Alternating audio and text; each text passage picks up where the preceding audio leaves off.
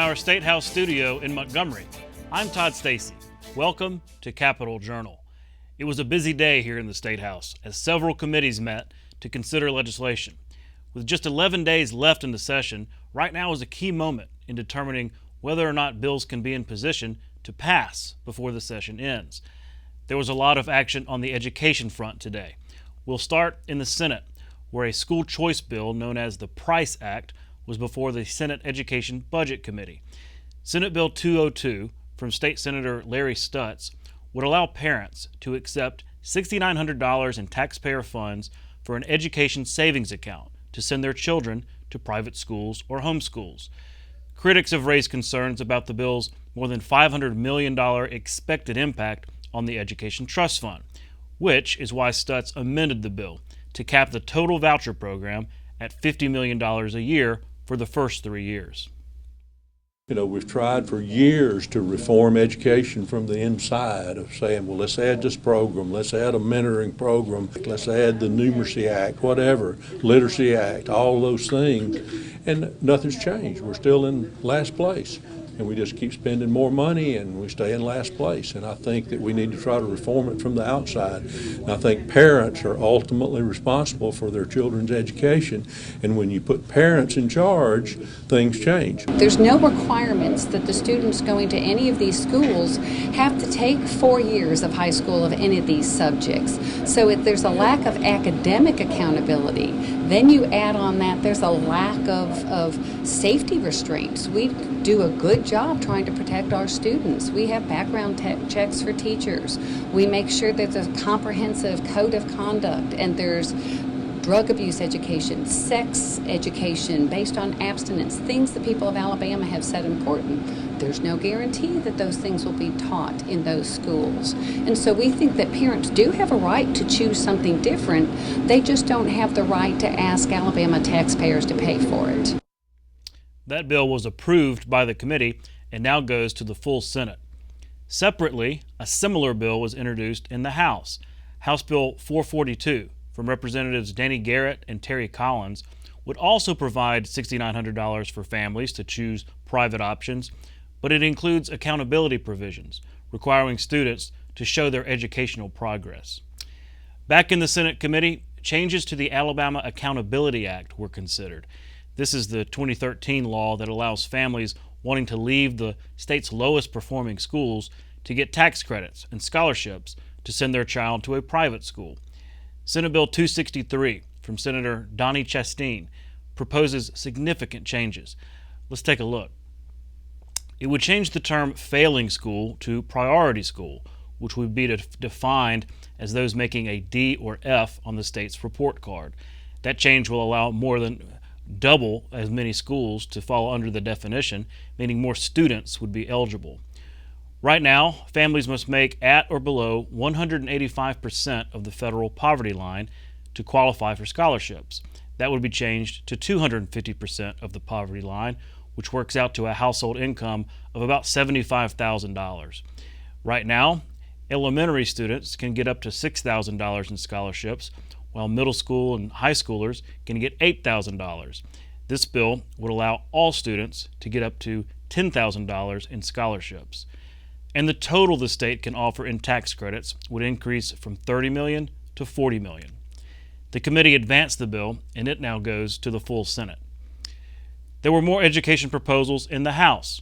House Bill 430 from State Representative Danny Garrett would make changes to the state's Literacy Task Force, which is a group of expert educators that recommend curriculum and assessments to improve reading.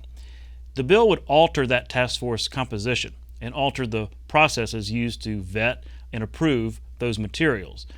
The proposal generated a lot of debate from members of the committee who were concerned about its potential impact on the effectiveness of the Alabama Literacy Act. They wanted to hear from those in the education community, so Garrett carried the bill over to allow time for that. This task force, who is not term limited, who is appointed, who meets maybe twice a year, can make decisions, and their decisions aren't recommendations, they're decisions that have to be implemented. And there's nobody that's checking that. I mean, that's the issue. There's nothing nefarious about it. It's the structure. Over in the Senate Judiciary Committee, legislation related to fentanyl was considered. House Bill 230 from State Representative Matt Simpson would make it a crime to knowingly, recklessly, and intentionally expose a first responder to a controlled substance. Tricia Melberg-Cater of the Office of Prosecution Services explained the bill before the committee. If a first responder suffered physical injury, it would make it a C felony. If the first responder suffered serious physical injury from coming into contact with that chemical, it would be a B felony, and if it caused the first responder's death, it would be an A felony. And for the fentanyl, it would include ingestion, inhalation, or contact with fentanyl or a mixture containing fentanyl. One thing that was removed, if you've looked at the House version, was exposure, because there were some concerns that there may be fentanyl or across the room, and that the law enforcement officer may be exposed to it, but it didn't cause any injury. So that language was removed. So now it only includes the ingestion, inhalation, or actual physical contact with that. That bill advanced and now goes to the full Senate.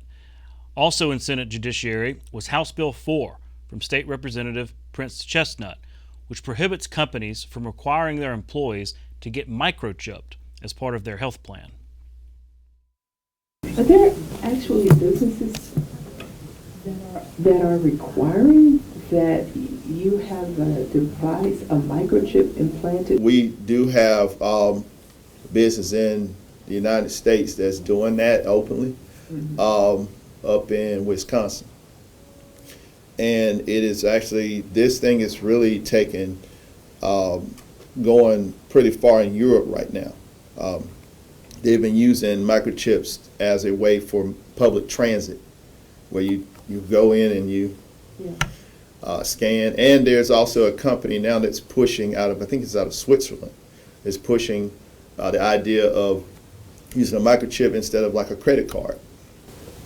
Yeah, but that could go so much further than just for those things and tracking a person, just like he just finished talking about the devices, and I can see it also interacting with this alternative intelligence stuff. This is crazy.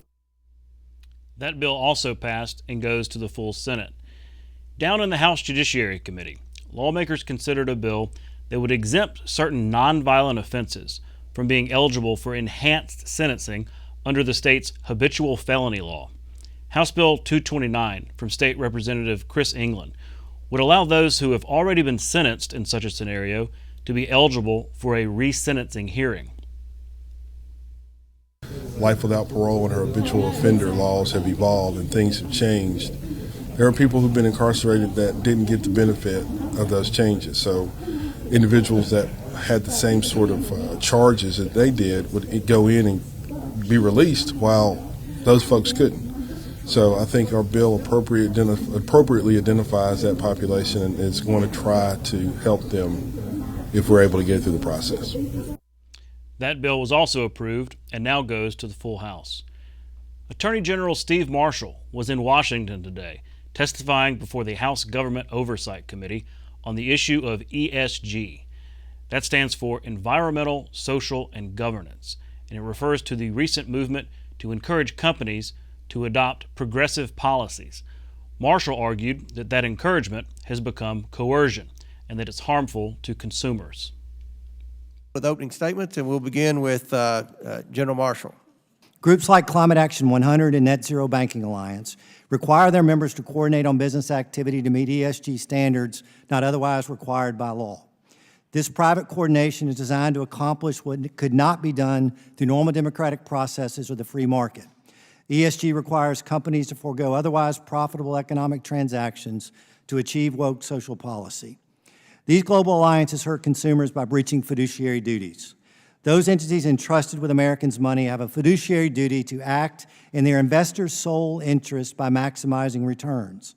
Yet ESG acolytes have openly pledged allegiance to causes over profits, often failing to give consumers adequate notice or any meaningful say in the decision to virtue signal with their hard-earned dollars. On a related note, legislation on ESG advanced in the Senate today.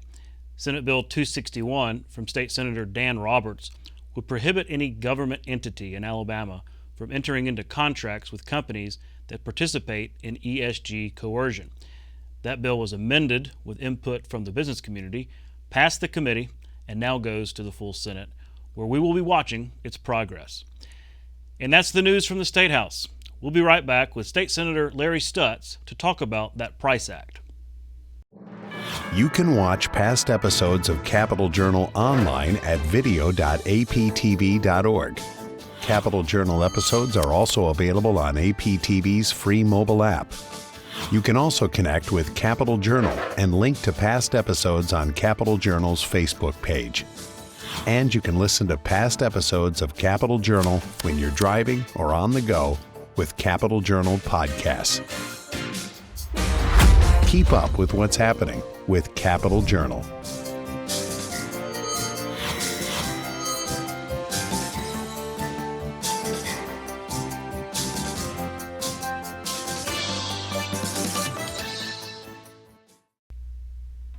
Joining me next is State Senator Larry Stutz from Tuscumbia.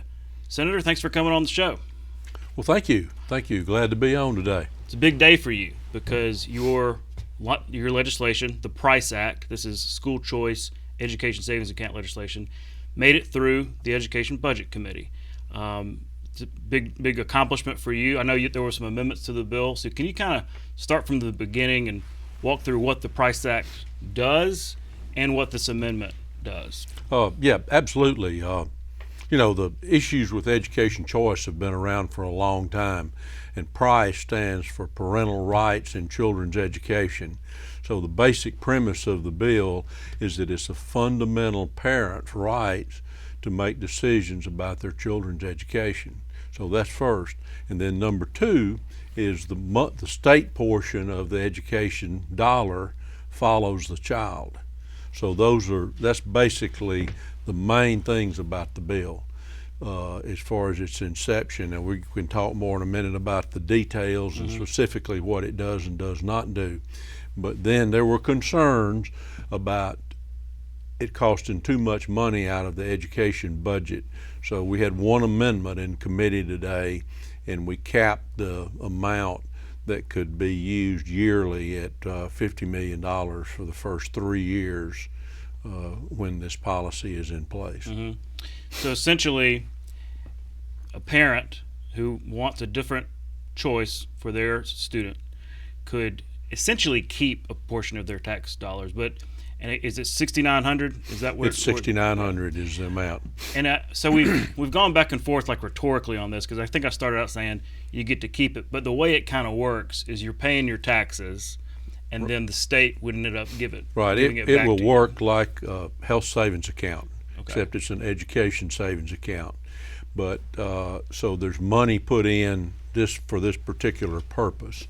So you don't really get to keep the money. You apply to be part of the Price Act as a student, and also as a school. You have to sign up if you want to participate. And then if you're a participant, then the state would put $6,900 in an education savings account in your student's name, and you would have a debit card, and then you would draw down on that account for approved educational expenses. I see.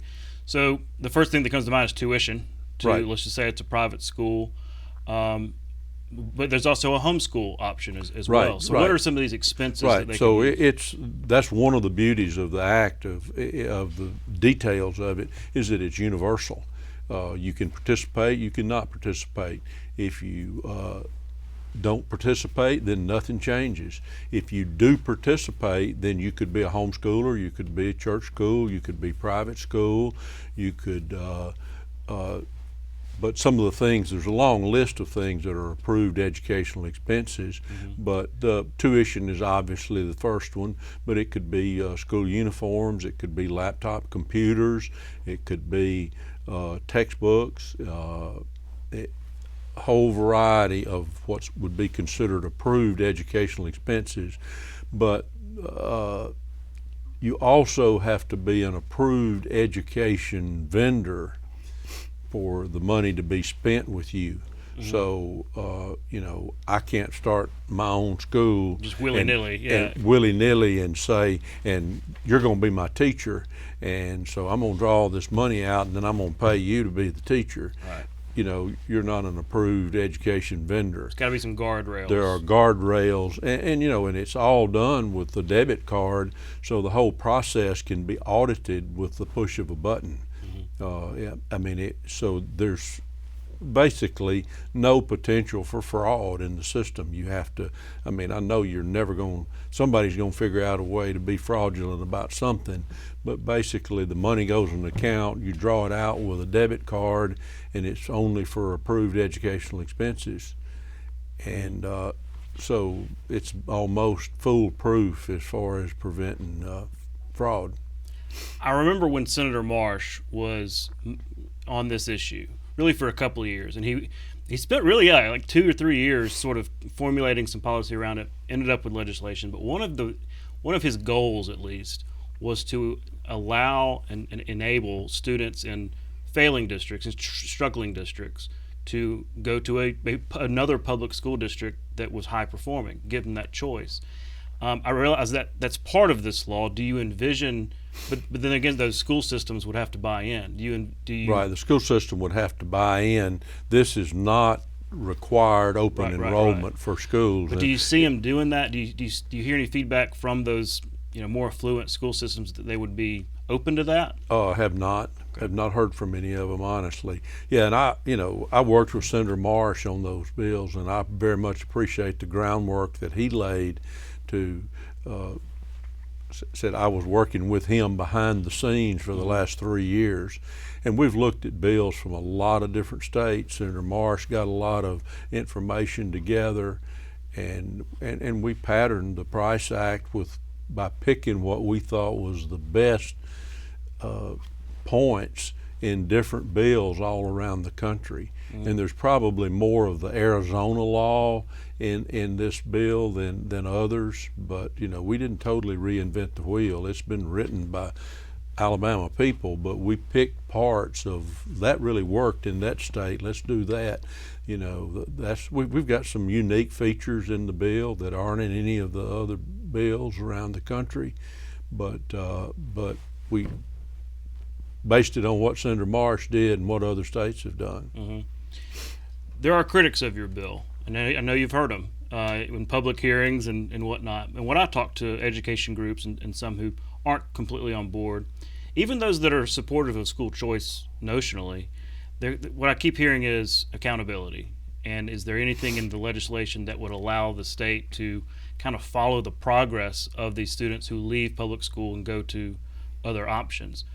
What about that? Is there room for putting that into the bill as it is? Well, I don't. Number one, I'm against any mandatory tests being placed in the bill. I think mandatory testing ultimately drives curriculum, and you end up teaching for the test. Mm-hmm. And that's not what true education is. We want you to be educated, to be able to think, to be able to learn. And then I agree with the concept that you can't manage what you don't measure. So we want to know that we're having progress in education. But my question to those people would be, and has been, are we making progress in education now in Alabama? I've been a lifelong resident of the state of Alabama. We've been in last place or near last place every time I've ever read anything about rankings, anytime I ever hear. When I came to the legislature 8 years ago, I was determined that I was going to really figure out if we're making progress in education. And I think the testing that the State Department of Education uses has been changed 3 times in the last 8 years. And every time you try to ask somebody from the Department of Education, are we making progress? Well, you can't compare that. That's a different test. and so, like I said, we're testing right now every angle you can imagine. And then when you get to the end of the testing, we're still in last place. And so I don't think testing ultimately drives success. And the ultimate accountability is the parents. I would say if you have a private school and you're not doing well and you're not meeting my child's needs, guess what? I'm going to take my child out of the school. And if enough parents do that, the school's going to fail. So a private school that's not doing well doesn't do well. Right. The students leave, the parents pull their children out. So the ultimate accountability is parents. If such an amendment like that came on the floor, would that be a deal breaker for you? If it was mandatory, if it was mandatory testing, then yeah, it would be. Okay. Because of the things I just said. The accountability in this bill is the parents' accountability, hence the name of the bill. And I think from a biblical standpoint, it's a fundamental right and responsibility of parents to take care of their children. And they're accountable for the decisions they make for their children. And that's where the accountability comes. So you've got your bill. There are actually now a handful of education choice related bills. There's a charter school bill. Mr. Garrett in the House has filed kind of a slimmed down version of this, more applying to students with disabilities and everything. Do you think something, whether it's your bill or other choice law, do you think something's going to actually make it to the finish line? We're getting kind of toward the end here. Yeah, I'm very optimistic that the Price Act is going to make it to the finish line. I think a lot of thought has gone into it. We've worked on this issue a long time. Could it be improved in an area? Maybe a little bit. It's not perfect, but it's close. And so my goal is this is the bill that makes it across the finish line. And I have every intent of working as hard as I can, as I have for the last many weeks now, but for the next few weeks, continue this hard at work effort to get it passed before the end of the session. While I've got you, we're almost out of time, but I wanted to ask you about this physician workforce shortage, basically a doctor shortage in the state. You are a doctor, you're a physician. That legislation is passed, the physician workforce. I know you've got a tax credit bill. What are you seeing from your profession and how a doctor shortage is affecting care? Well, it's like so many things. It's a distribution problem in a lot of ways across the state of Alabama. When we look at most of the needs that are really in rural areas, and there are fundamental problems with, you have a higher percentage of patients on Medicaid in a rural area. In turn, Medicaid reimburses less in rural areas. And so, I want you to go to a real rural county, but oh, by the way, and I'm going to pay you less if you get there. There's no incentive. There's no incentive to go there. So is that a federal policy? It is. Okay. Yeah. Yep. And I've tried to work on that issue, and every year since I've been here, because I said I practice in a relatively rural area and grew up in an area even more rural than that. So there's a lot of factors in the workforce issue for physicians. It's like so many other professions. Their average age is going up. The younger people that are coming into the profession, don't want to work like we worked. When you look at hiring a younger doctor, it's how much time off do I get? What's the call schedule like? And the doctors my age, we came through residency when there were no work restriction hours on residency, and I basically worked or slept every other night for the second and third year of my residency. Goodness. And and none of that happens anymore. So a lot of the younger doctors coming out, they're looking at lifestyle, time off, what's the call rotation look like, and so it takes more people to fill that void in the workforce. Well, hopefully there are some solutions there, and so we'll be following your bill. The work tax. Real quick, what does your tax credit do? Very simple. It's a one-page bill. It gives a tax on state, obviously, but it gives a tax credit for providing indigent care. When you look at alternatives to expanding Medicaid, when you look at people that don't have any kind of coverage at all, and it simply says that I can get a tax credit for providing free care. And so if I take care of a patient that has absolutely no funding to pay me for anything, and then I can write that off my taxes. Interesting. And so it simply encourages physicians around the state to do the right thing and gives them a little bit of their money back if they do. Yeah, like one of those incentives like we talked Right. about. We're out of time, but thanks again, Senator, for coming on the show. Well, thank you so much. We'll be right back. You can watch past episodes of Capitol Journal online anytime at Alabama Public Television's website, aptv.org. Click on the Online Video tab on the main page. You can also connect with Capitol Journal and link to past episodes on Capitol Journal's Facebook page. That's our show for tonight. Thanks for watching. We'll be back tomorrow night at 10:30 with more coverage of the Alabama legislature right here on Alabama Public Television. For our Capitol Journal team, I'm Todd Stacy. We'll see you next time.